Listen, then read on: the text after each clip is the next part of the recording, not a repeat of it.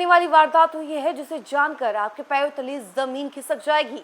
नमस्कार, इन्फॉर्मेशन देख रहे हैं आप और मैं हूं सानिया आपके साथ। ये बड़ी खबर बिहार के भागलपुर की है, जहां पर एक दिल दहला देने वाली वारदात हुई है। अपराधियों ने एक ऐसे वारदात को अंजाम दिया है और इस तरीके से अंजाम दिया है जिसे जानकर आपके रोंगटे खड़े हो जाएंगे।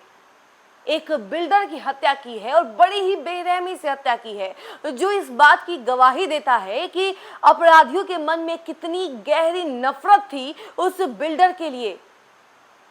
उसकी उंगलियां काटी, उसके साथ इतनी बर्बरता की गई है कि हम आपको एक्सप्लेन नहीं कर सकते हैं, क्योंकि कुछ चीज़ें जो है गाइडलाइंस के अनुसार भी है, तो हम आपको तमाम चीज़ें नहीं बता सकते हैं। लेकिन बस आप ये समझ लीजिए कि अगर आप ये पूरी वारदात जानेंगे तो आपके रोंगटे खड़े हो जाएंगे, आपके दिल में भी एकदम से डर बैठ जाएगा कि भाई ऐसे कैसे हो सकता है इस तरीके से किसी की हत्या करना, जैसे कि सामने कोई कसाई हो।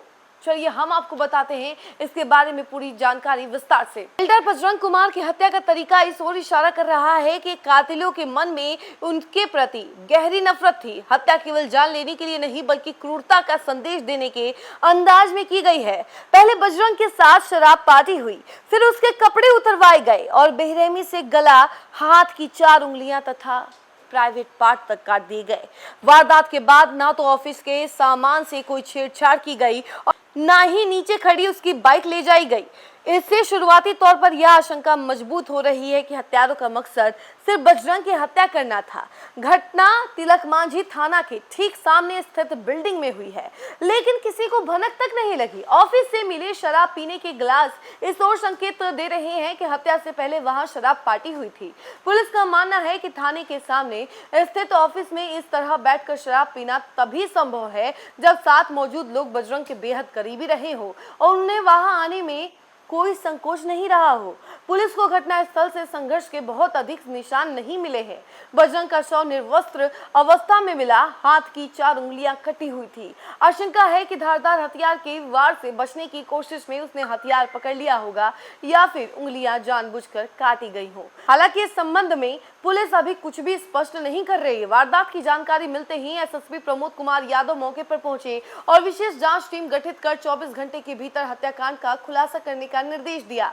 तकनीकी साक्ष्य और सीसीटीवी फुटेज के आधार पर पुलिस ने कोतवाली और परबत्ती क्षेत्र से 2 संदिग्धों को हिरासत में लेकर पूछताछ शुरू कर दी है। इस जघन्य वारदात से पुलिस व्यवस्था पर भी सवाल खड़े किए गए हैं। थाना के ठीक सामने इतनी क्रूर हत्या हो गई, लेकिन पुलिस कर्मियों को और आसपास मौजूद लोगों को इसकी भनक तक नहीं लगी। इससे सुरक्षा व्यवस्था को लेकर भी सवाल उठ रहे हैं। मृतक के पिता दिनेश्वर प्रसाद सिंह ने आरोप लगाया कि सुबह करीब 4:15 बजे पुलिस को सूचना देने के बावजूद तत्काल कार्रवाई नहीं की गई।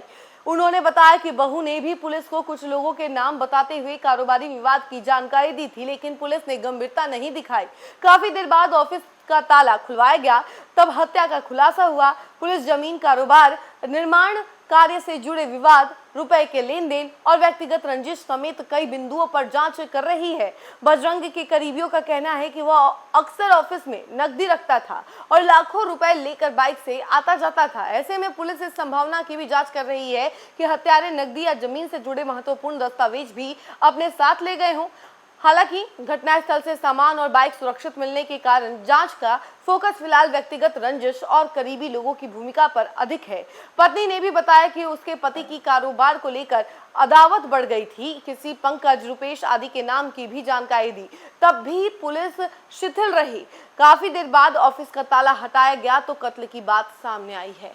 तो देखा आपने कि किस तरीके से अपराधियों ने इस क्रूरता भरे वारदात को अंजाम दिया है और बड़े ही बेरहमी से, बड़े ही निर्दयी तरीके से उसकी उंगलियां काट करके उसका गला काटा और उसके बाद उसके प्राइवेट पार्ट तक काट दिए गए। ये बात सुन करके आपके भी रोंगटे खड़े हो गए होंगे कि आखिर अपराधियों के मन में कितना ज्यादा नफरत भरा होगा। लेकिन मेन बात तो ये है कि वो अपराधी कहीं ना कहीं उस बिल्डर के करीबी थे, तभी बिल्डर ने उन्हें अंदर आने दिया। बड़े ही आराम से शराब पार्टी चली है और उसके बाद ये सब हुआ है। अब ये जो वारदात है कई सारे सवाल खड़े करती है, पुलिस की कार्यशैली पर भी सवाल खड़े करती है कि आखिर थाना सामने था लेकिन फिर भी इतनी बड़ी वारदात हो गई और किसी पुलिसकर्मी को इसकी भनक तक नहीं लगी। आगे क्या कार्रवाई होती है हम आपको जरूर बताएंगे, लेकिन फिलहाल इस खबर में इतना ही। ऐसी तमाम अपडेट के लिए जुड़े रहे हमसे और देखते रहे न्यूज़4नेशन। धन्यवाद।